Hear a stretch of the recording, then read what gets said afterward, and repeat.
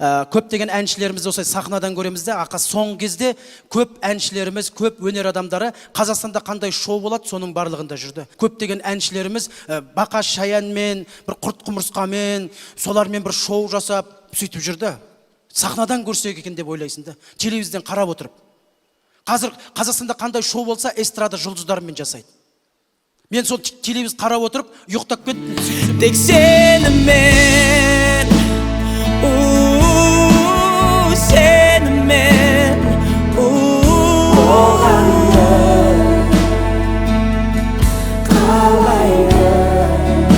жүрегім сөйтсем бір түс көріп жатырмын. Кәдімгі біздің эстрада жұлдыздармен бір бағдарлама басталып жатыр. Жұлдыздармен қой кезек деген. Қазақстанның бүкіл 30 әншісін алған, 30 күнге бөлген, ауылда қой бағып жатыр жұлдыздар. Білесіздер, Қазақстанда бірінші шоу басталса кіммен бастайды? Музарт тобы бастайды. Топтың кенжесі Кенжебек бірінші болып қой бағайын деп жатыр екен. Бүкіл ауыл риза. Біздің қойларымызды жұлдыздар бағайын деп жатыр деп. Таңғы 6 болды, бүкіл ауыл қойларын шығарды. Қой келді, Кенжебекке қосылды. Кенжебек таппай қалды қойлардың ішінен. Қойлар да бұйра-бұйра, Кенжебек те бұйра-бұйра. Кенжебек қайда деп жан. Сөйтсе Кенжебек қойлардың ішіне шығып жатыр, мен мұндамын деп. Қолында сылдырмағы бар, кәм қойшы бала секілді өзі енді. Бір кезде 6 болды, Кенжебек қойларды айдап кетті.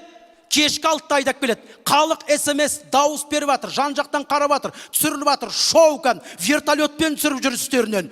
Кешкі 6 болды, Кенжебек қойды айдап келе жатыр. Жалпы кім бақса соған тартады дейді иесіне. Ана қойларды көрсеңіздер енді қызық енді. Кенжебек секілді билеп келе жатыр бәрі кәдімгі. Билеп, әдемілеп, халық аналарға қыран топан күлкіге батып, Кенжебек келді, интервью алып жатыр. Екінші күні кезек Сәкенге келді.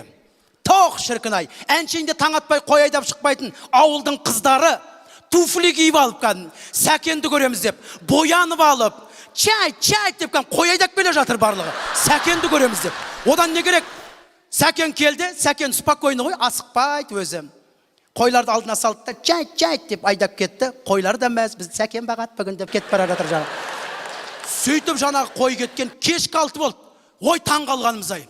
Ана таңертең мә деп бағырап кеткен қойлар Сәкен секілді кән. Милизммен маңырап келе жатыр.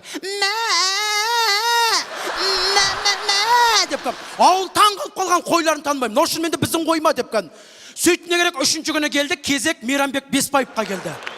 Бүкіл ауыл енді не керек енді. Мейрамбек бүгін қой бағат деп, көрші ауыл айдап келіп жатыр.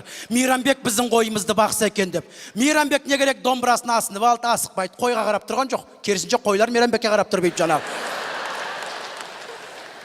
Сөйтіп домбырасын асынып алды да, Мейрамбек өзі спокойно бүйтіп кетіп бара жатыр. Қойлар артынан жүгіріп бара жатыр. Мейрамбек бағат қалқпаймаңдар деп. Сөйтіп кетті. Ауыл болсын, халық бәрі аң-таң, Мейрамбек қой бағып жатыр, рейтинг деген мықты енді бар ғой. Кешкі 6 болды, қой жоқ. 7 болды, әлі жоқ. Артынан жаңа түсірілім жаңа тобы бар, барлық іздеп барса, сайдың ішінде қойлар жатыр. Мейрамбек әндетіп отыр. Ана қойлардың жылап-жылап көздері ісіп кеткен кәдімгі.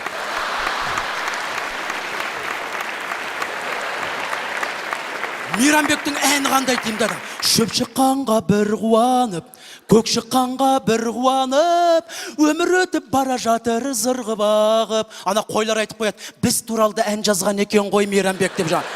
Не деген керемет әнші деп кән. Әйтеуір түсіріп, қойбай Мейрамбек ауыл қойларын күтіп жатыр, жүр қалған дастархан басында айтармыз деп алып келдік. Бәрі риза, жан жақтан дауыс беріп жатыр, Музарт тобы бітті. 4-ші күні кезек Нұрлан Абдуллинге келді. Таң атпай у-шу, не болып жатыр деп барсақ, Нұрекең айтып барды, мен қой бақпаймын дейді. Мен бақсам жылқы бағайын, сиыр бағайын, бір көзге көрінетін нәрсе бағайын айналайын. Қойды бұлай ұстап алды, мен мынаны баған ба деткән бар ғой. Біреудің қойын басып кетіп айналайын, қой төлеп жүретін жайым жоқ менің. Қасында жолбарыс Сейфуллин тұр, мен де қой бақпаймын дейді. Саған не жоқ деп жатыр бәрі, мен қойдың артында көрінбеймін дейді. Мен бақсам қозы бағам дейді. Сөйтіп қойдан қозыны бөліп алып Сейфуллиннің алдына салып жіберді. Нұрлан ағамызды әйтеуір келістіріп, аға бұл шоу деп, түсінді-ау деймін, ладно бағам деді.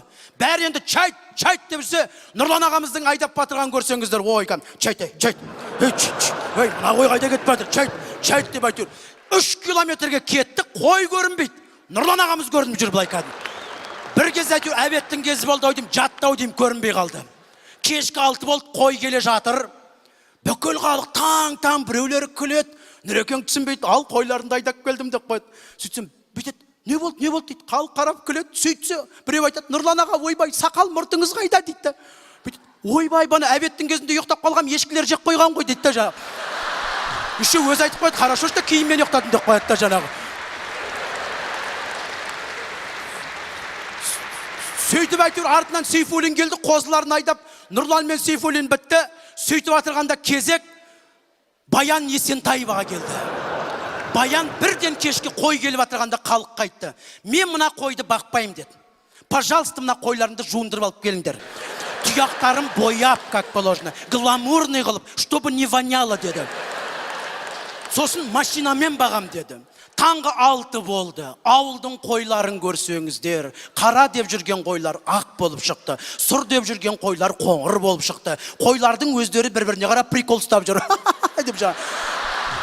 Қара көк краскамен бояп қойған краскалар кән, гламурный цветтар кән, фиолетовый, розовый цветтармен, Т-Б дегендер. Сөйтіп атырғанда жаңағы Баян Есентаева машинасына отырды, таңғы 6 болды, қойды алдына салып айдап кетті, өзі машинамен кетті. Артынан Баян Есентаеваның продакшны кетіп батыр, шайын продакшн, Баянның шайын ұстап жаңағы. Сөйтіп кешкі 6 болды, халық деген жақ жерге түсіп кеткен қой. Таңертең 4 аяқпен кеткен қойлар 2 аяқпен кіріп келе жатыр бейт. 2 аяқпен келе жатыр. Түсінбей қалған, не істеген мыналарға? Сөйтсе Баян кәдімгі далада кастинг ұйымдастырған.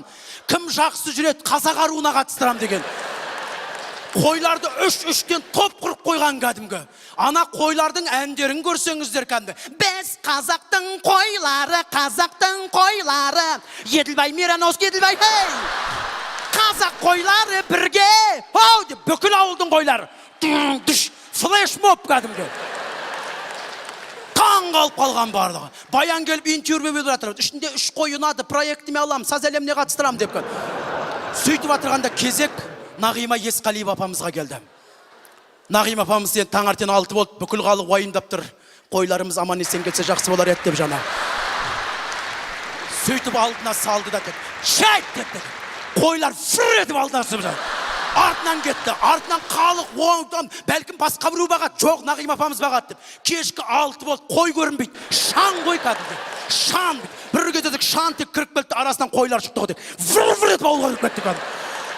Сөйтсек ана ішінен шетінен бір қойды ұстап алдық, не болды сендерге, тыныштық па деп. Ана қой сөйлей алмайды ғой кәдімгі. Іші деген қабысып қалған, тіл салбырап кеткен. Біз таңертең жүгіргеннен әлі жүгіріп жүрміз.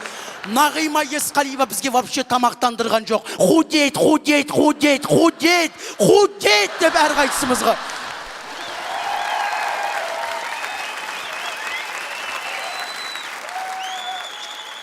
Шөлдеп тұрмыз едік. Бір қойдың тіпті шаршаған шөлдегеннен тіл шығып кетті ғой кәдімгі. Шөлдедім, су бар ма деді кәдімгі. Сөйтсем өзім атып тұрдым, өзім шөлдеп атыр екемді. Сосын ойладым, енді біздің эстрада жұлдыздары қой бақып кетпес екен. Одан да осылай біздің Мейрамбек секілді, біздің міне өнерпаз жігіттер секілді әрқашан сахнадан көргенге не